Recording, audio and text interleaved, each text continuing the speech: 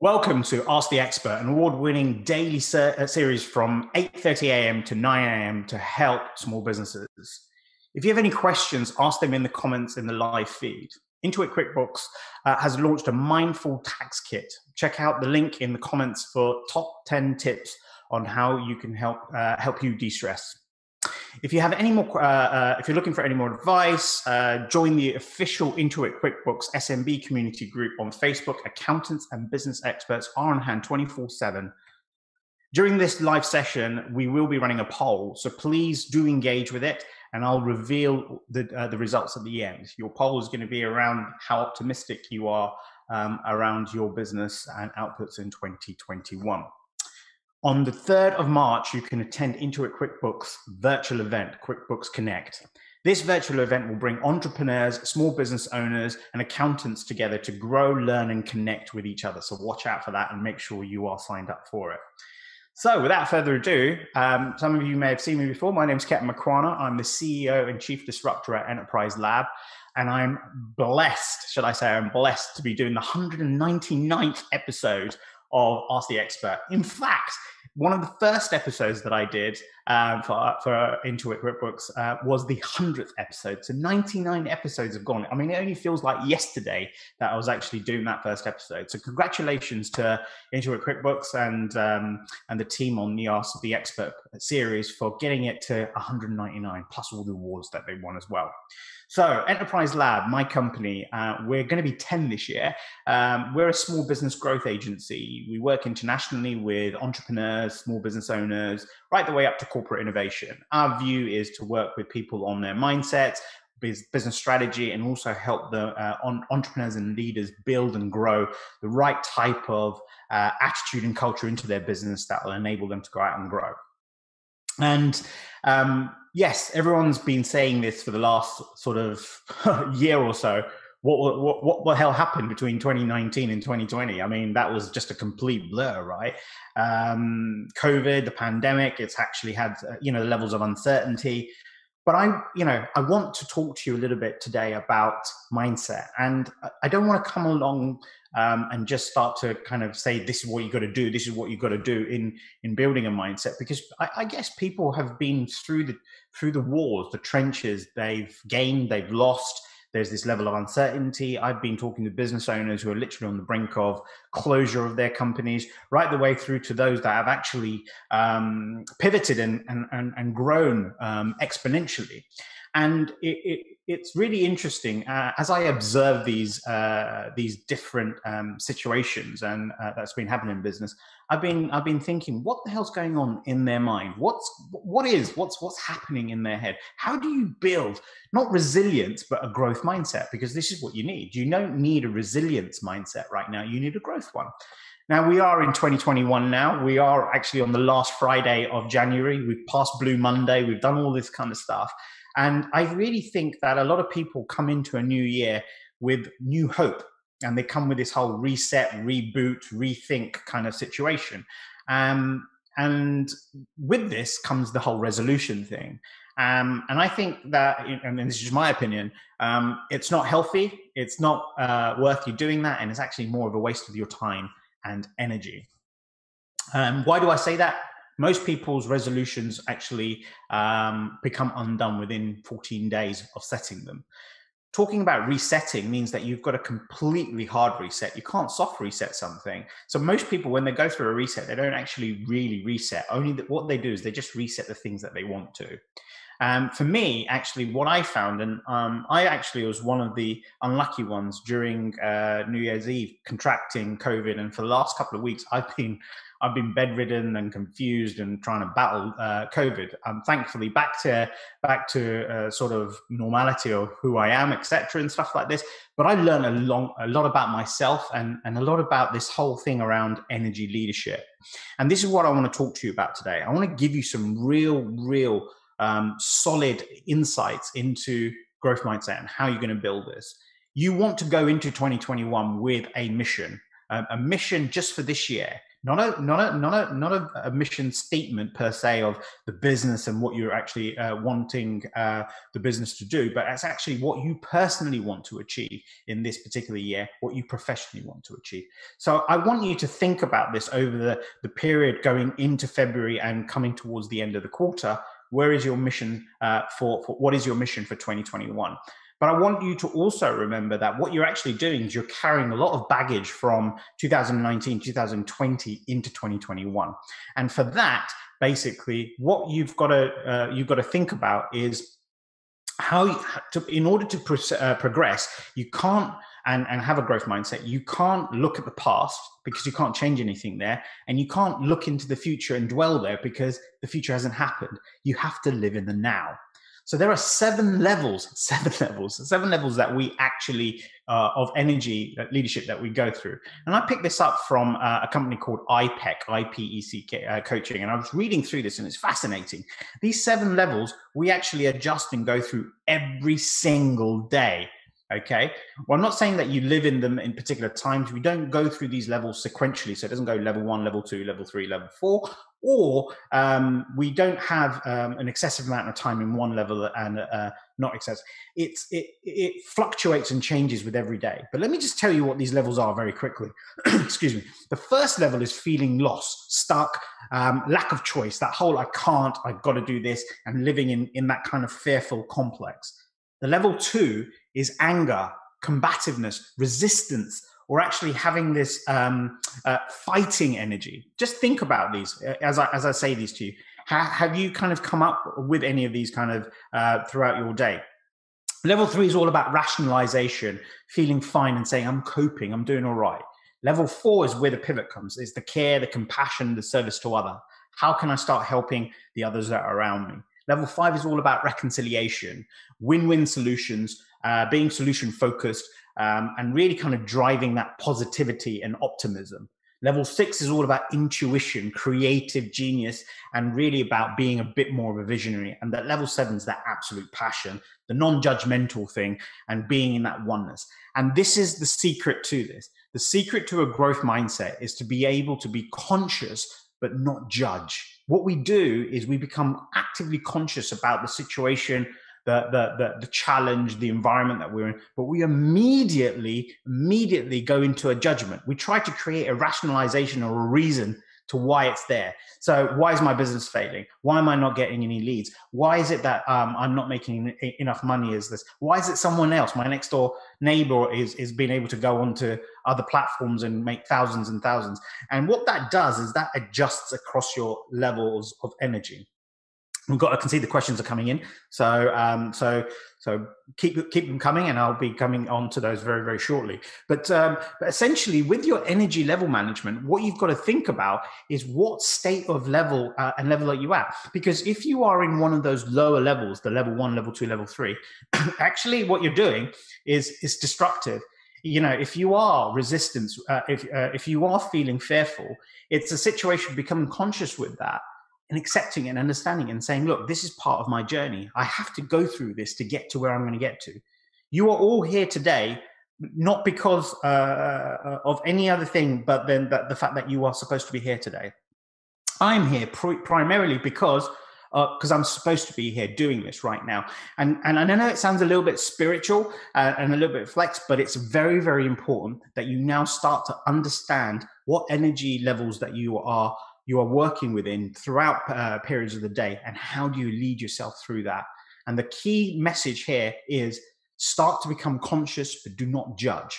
If you want to ask any questions about this, of how do you do this and how does it work, feel free to contact me either through the QuickBooks Facebook group, go through we're on Twitter, through my Twitter handle, etc., and I can give you more and more information. But I really want to get into these questions. I really want to get into these questions here that you have. So I've got Cindy from Twitter, and her DM. Good morning, Ketan. Always a pleasure listening to you.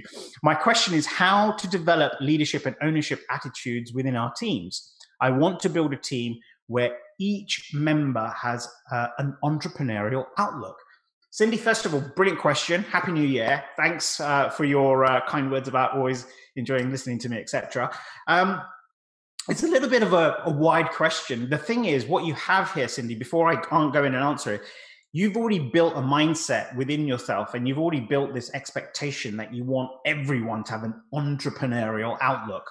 The first thing that you have to do before you even try to apply any of this into your team is create a definition to what entrepreneurial outlook actually means, because everyone has a different perspective. Everyone has a different approach to this. Everyone has a different energy level. Some people don't believe they're entrepreneurial, but they actually are naturally. Others who think they are actually aren't. And the situation with this is, if you have varying perspectives within your team, so there's no consensus to what entrepreneurial outlook looks like, it's going to be very difficult for you to actually manage that in.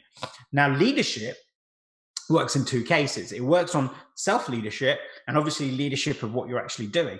So again, Cindy, you need to be very disciplined. You've got to be very, very kind of solid track focused. As a CEO of a business, my responsibility is to actually direct, navigate, and take my business to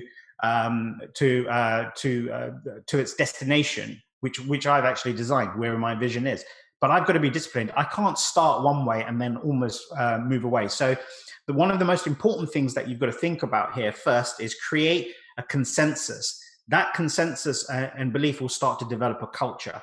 Now, remember, when you're engaging your team in, you need to be working together. It's not a top-down type of thing. So your role and responsibility into this is now to help people, facilitate people to move forward, not to do the work for them, not to actually push them into a particular environment, but course them in. So some of the things that I do is open up. We have a general consensus chat about things, where we want to be. We, as a team at Enterprise Lab, we are together in everything that we want to do. So we all are singing from the same hymn sheet. However, it's then my role to sit back and say to my BD team, how can I help you get to where we want to get to?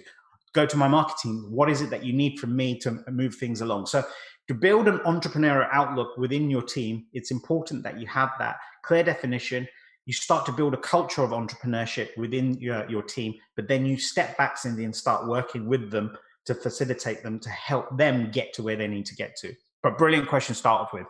Anthony from Instagram DM. Hi, Ketan. I know that the growth is a journey and that you never reach the apex of growth curves. But how do you know when you are making progress and you're benefiting from it?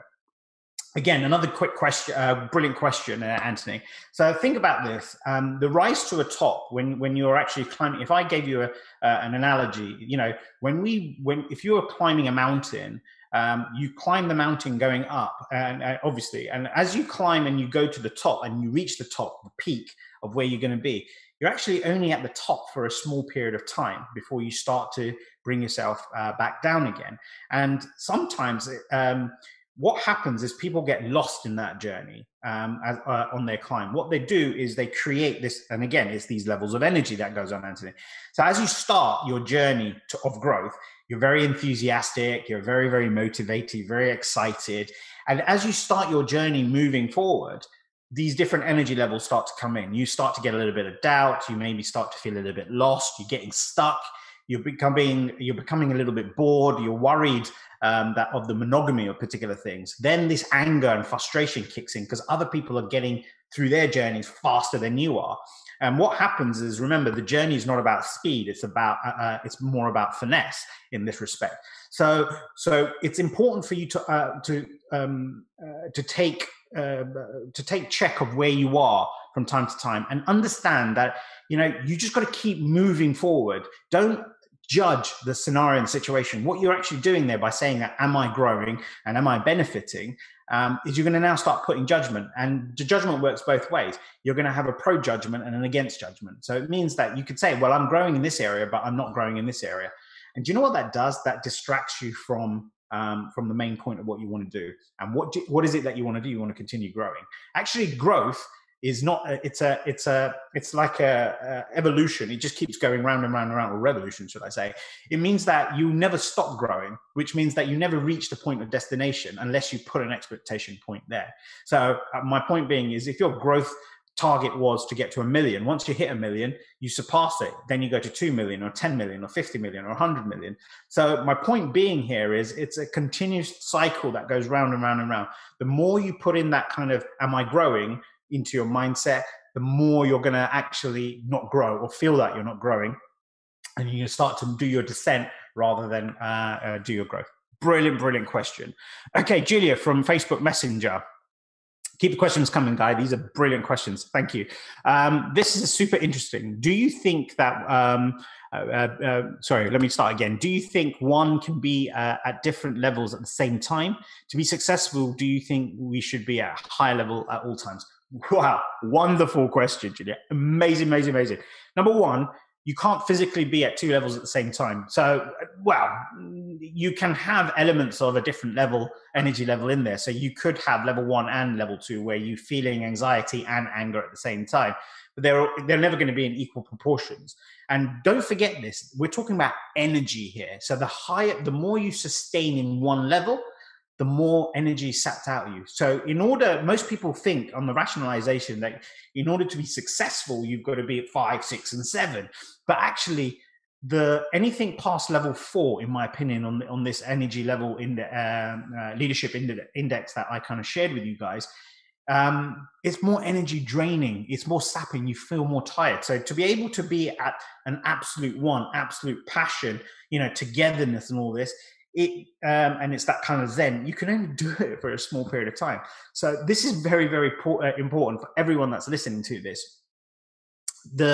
When you kind of think about these energy levels, it's not about how long you can stay in somewhere, it's how long you should be in that kind of energy catchment. So most people, in terms of productivity and wellness, do the best amount of work within a 20 to 30 minute sort of bracket. What happens after that is it's a little bit like anything else, like a hot air balloon that you're not charging hot air into, or for example, anything that can kind of start to decay over time. What happens is your energy starts to wane. Now that means that what you need now to do is to shift your energy leadership into a different environment and an area. So it's almost like doing 20 to 30 minutes worth of brilliant work and then taking a break from it and then coming back into it. It's a little bit like doing weights and stuff like that in your fitness and training. You can't sit there for 4 hours pulling the same weight. Eventually your body's just going to give up on it. So think about fluctuating. Think, yes, that you could have multiple levels coming into you at the same time, but it's only going to be elements of each of those levels. Become conscious, but don't judge it. And at the same time, remember that success is not going to be built around or just that being in the high levels. You need all 7 of these to actually make it through the day. Wonderful, wonderful questions. Norbert from Instagram. Hi, Ketan. How should we go about harnessing the power of these energies levels you spoke about? Again, don't harness them. It's not about pulling through and trying to get the most out in the squeeze. This is a natural state flow thing that's coming in here. All 7 of these come out to you in every day. And I want you all to think about this when you go away today. Reflect at it at the end of the day. What times were you fearing something? What time, was there a time in the day where you really were frustrated, resisting something, etc.? Then, when did the switch come where you started to rationalize and you think, I'm all right with particular things? The thing is, the more thought you put into building a strategy to harness it, the more energy you sap, the less you're going to be able to perform. It's around becoming conscious to where you are and letting the journey flow. So the way in which you see something is the way that you will respond and act to it. If you see it as a threat, you'll create defense. If you see it as an opportunity, you'll start to probe. So the more you try and put judgment against it, the less you're going to get to where you want to get to. Where are we? Miranda from Twitter DM. Hi, Ketan, please can you help me solve this conundrum? One of the keys to having a growth mindset is to have ambitious goals. How do we know when these goals go from optimistic to unrealistic? Because I think the goals that we're achieving are achievable when they're not ambitious. Is this line of thinking flawed? Sorry for reading your question out a little bit flapped there. Just need to take a little bit of a sip from my QuickBooks water flask. Right, Miranda, there is a difference between a growth goal and an ambitious goal. Ambition is something which drives you. It's not the actual destination point. And most people would say, you're right. If you think about, you've got to have ambition within you, but that's not the end result. If an ambitious goal is something that's slightly out of your comfort zone, not completely out of your comfort zone, because if you push for something that's completely out of your comfort zone, again, your judgments will start to impair you. The other thing that I would normally advise to anyone out there that's creating ambitious goals for this year, great on you. I think it's good that you push yourself out. The only way I felt myself coming out of COVID-19 was by pushing myself. I went through a whole stage of oblivion to realization, to rationalization, to frustration. Got to a stage where my mind was thinking, but my body couldn't respond and react. I couldn't even draw two sentences together. So back then, and I'm using this as an example for you to think about, it was stressing me out. You know, I'm sitting there and I'm like thinking, and I'm getting fed up of watching Come Dine With Me and stuff like this, because couldn't do anything else basically. And if I tried to speak, the words weren't coming out. I could barely string two sentences together. So I got to a stage and a pivot where I said, right, I'm going to push myself now. Now I'm going to start to get up and sit up for 20 minutes. 20 minutes turn into 30 minutes. 30 minutes turn into an hour. I'm going to now start to try and talk and engage more conversation. And it's the ambition is the push on the goal. So having an ambitious goal, don't keep that in your mind that it's an ambitious goal. Use the ambition as the drive that's pushing you to something. But become consciously aware of where you're going and understand that you're going to have frustration, fear, anxiety, stress, as much as the rationalization, the coping, the reconciliation, the intuition, and the work. So it's not flawed in the sense of your thinking base between a growth and ambition goal. It's just that make sure that you're using the ambition as your driver as opposed to the real end point itself. The other side to things is that when you're setting up an ambitious goal, the realism, you say in here about when does the goal go from optimistic to unrealistic? Well, the truth of that is with you, we actually lie to ourselves a lot more than anything else, because we actually take in a lot of influence from things that we see around us. There's this whole area and a thought of your day where you start with an optimistic goal, which you're very motivated and enthused about.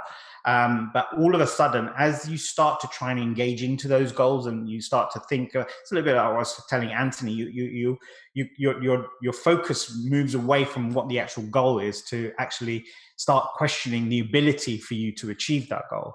Now, the minute you go down that line and the minute you start looking on social media and seeing someone else succeeding, which is only showing the tip of their iceberg, it starts to create this judgment within you. And what you're doing there is you're moving from perhaps a level 6, level 5 to a level 1 or level 2. You start creating this fear and anxiety. The fear and anxiety for you then creates this kind of complex where I can't fail. I've set myself this goal. That's the moment they're starting to become unrealistic. And they're not unrealistic because they're overambitious. They're unrealistic because you're saying to yourself now, I cannot do this, or this is not something that I can achieve.